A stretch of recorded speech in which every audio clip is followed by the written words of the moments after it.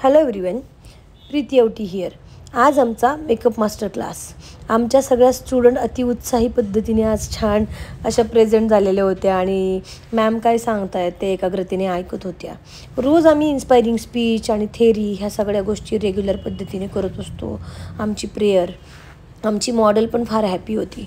सगळ्या गोष्टी व्यवस्थित आणि नीटनेटकेपणाने मला समजून सांगायला जास्त आवडतं, जेणेकरून मुलींच्या ते डोक्यात बसलं पाहिजे.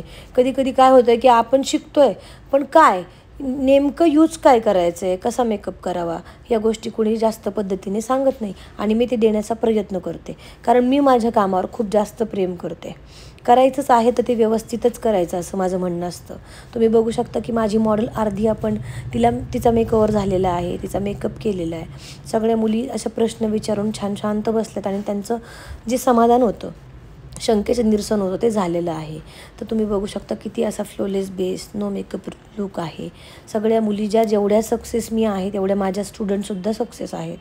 आमचा मेकअप होत आला आहे आणि सगळ्या मुली अशा अचानक आता गप्पा मारत आहेत. काही मुली ज्या लांब गावच्या होत्या त्या गेल्यात आणि कारण कुणाचे छोटे बेबी आहेत, तर काही मस्तीच्या मूडमध्ये आहेत. आता काय मस्ती करायची, तर अचानक असं सॉन्ग लागतं आणि माझं कामाकडे लक्ष असताना मुली मॅम सॉन्ग म्हणायचं आहे, मला म्हणू द्या ना. ह्या अशा नटखट मुली आहेत आमच्या क्लासमध्ये की त्या छान असं चिडत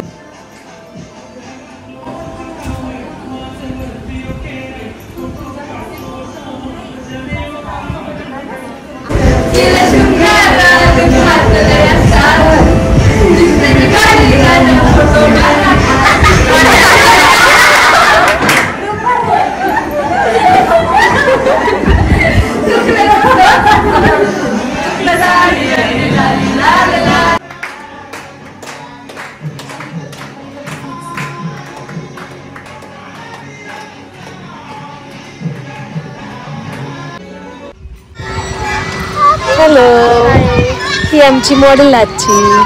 कशी वाटते तुम्हाला? खूप छान असा लुक केला आहे मॅमनी आणि मला खूप आवडला आहे.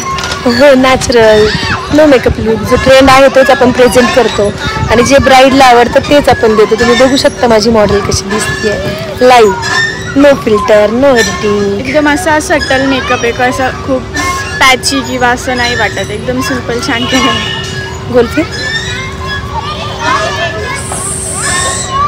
कसं वाटतं तुम्हाला हा लुक? आज सकाळपासून आम्ही सगळे उभे आहोत आणि न जेवता सगळं चालू आहे. आमचे फोटोग्राफर सेट अजून आलेले नाही आहेत. म्हणजे एकदम छान त्यांचं स्लो काम चालू आहे. कंप्लीट झाला तो शूट आम्ही आणि घराकडे निघालो. तोच आम्हाला एक घोडा दिसला आणि मग ती म्हटली की मॅम घोड्यावर बसून आपण पिक काढायची का.